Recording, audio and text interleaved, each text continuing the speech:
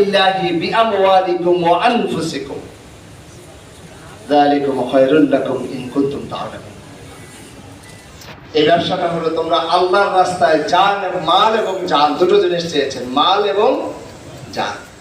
এই দুটো জিনিস দিয়ে তোমরা আল্লাহর রাস্তায় দ্বীন প্রতিষ্ঠার জন্য জিহাদ করবে। যদি এটি করতে পারো, আল্লাহকে বিশ্বাস করবা, রাসূলকে বিশ্বাস করবা, এরপরে এই দুইটা কাজ করবা। এই চারটা কথা বলেছেন এখানে। যদি বলো করতে পারো, তাহলে আল্লাহ তাআলা প্রতিশ্রুতি দিচ্ছেন ইয়াগফির লাকুম যুনুবাকুম।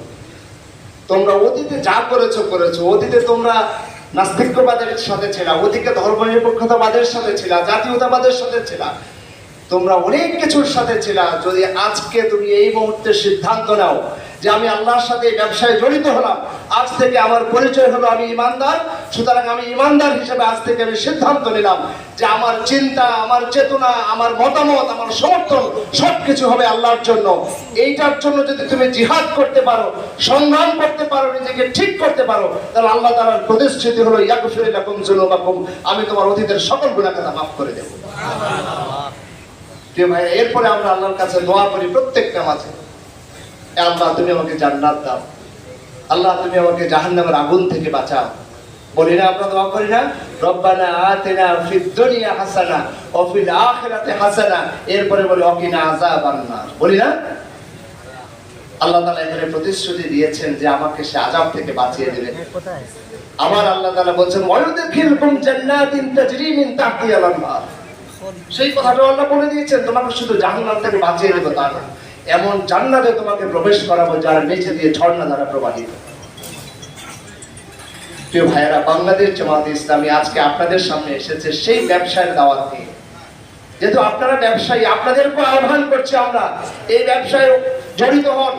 এই ব্যবসায় জড়িত হওয়ার মধ্য দিয়ে সমাজে ন্যায় এবং ইনসাফ প্রতিষ্ঠা করুন। আজকে বাংলাদেশে একটি সমাজ রয়েছে যে সমাজে ইসলাম নাই, ইসলাম শুধু মুখে আছে কিন্তু বাস্তবে ইসলাম নাই। আজকে যদি বাস্তবে ইসলাম থাকতো তাহলে আমাদের এই চাঁদাবাজের দৌরাত্ম্য আবার কথা বলতে হতো না। আজকে 2000-এর উপরে লোকের জীবন দেওয়ার পরেও আবারও আমরা আরেকটা ফ্যাসিবাদ শব্দ উচ্চারণ করতে হচ্ছে, এটি করতে হতো না যদি ইসলাম থাকতো। প্রিয় ভাইয়েরা, এই জন্য আসুন আমি আপনাদের কাছে আহ্বান জানাই, আজকে জামাতে ইসলামী এই ওপেন পরিবেশে আল্লাহ তাআলা যে উন্মুক্ত পরিবেশ আমাদেরকে দিয়েছেন, এটি আমাদের জন্য নিয়ামত। এই নিয়ামতের শুকরিয়া আমাদেরকে আদায় করতে হবে আল্লাহর দ্বীনের পথে থাকার মধ্য দিয়ে। আমরা যদি আবারও ভুল করি, আবারও যদি তাগুতের পথে থাকি, আবারও যদি আল্লাহর দ্বীনের বিরুদ্ধে নিজেদের অবস্থান রাখি, তাহলে মনে রাখবেন এর চাইতেও কঠিন পরিণতি আমাদের জন্য অপেক্ষা করছে। প্রিয় ভাইয়েরা, আল্লাহ তাআলা এই জন্য বলেছেন যে আপনাকে আমাকে আল্লাহর দ্বীনের পথে থাকতে হবে, নামতে হবে, ভূমিকা রাখতে হবে। যদি না করি, আল্লাহ তাআলার ঘোষণা ইল্লা তানফিরু ইউআযিবকুম আযাবান আলীমা ওয়া ইস্তাবদিল কওমান গায়রাকুম ওয়া লা তাদুরুহু শাইআ। তোমরা যদি আবার ভূমিকা না রাখো, তোমরা যদি ইসলামের পক্ষে তোমাদের সমর্থনকে না রাখো, তোমরা যদি ইসলাম প্রতিষ্ঠার কাজে না নামো, তাহলে অপেক্ষা করো, তোমাদের জন্য আরো কঠিন আযাব অপেক্ষা করছে। এমন একটা জাতিকে, এমন একটা শক্তিকে, এমন একটা দলকে তোমাদের উপরে আমি আবার চাপিয়ে দেব, তুমি আল্লাহর কোনো ক্ষতি করতে পারবে। প্রিয় ভাইয়েরা, সুতরাং আজকে আমাদেরকে সিদ্ধান্ত নিতে হবে আমরা আসলে ইসলামের পক্ষে থাকবো না ইসলামের বিপক্ষে থাকবো। আমরা কার পক্ষে থাকবো?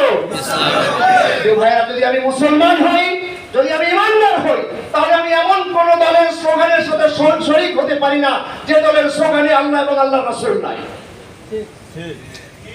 যে দলের নেতা আমার সামনে দাঁড়িয়ে ইমামতি করার যোগ্যতা রাখে না, এমন দলের নেতার পেছনে দাঁড়িয়ে আমি ইক্তেদা করতে পারি না, এটি মুসলমানের বৈশিষ্ট্য নয়।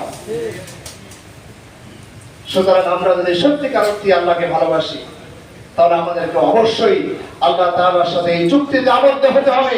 জীবনে আর যতদিন বাঁচবো ততদিন ইসলামের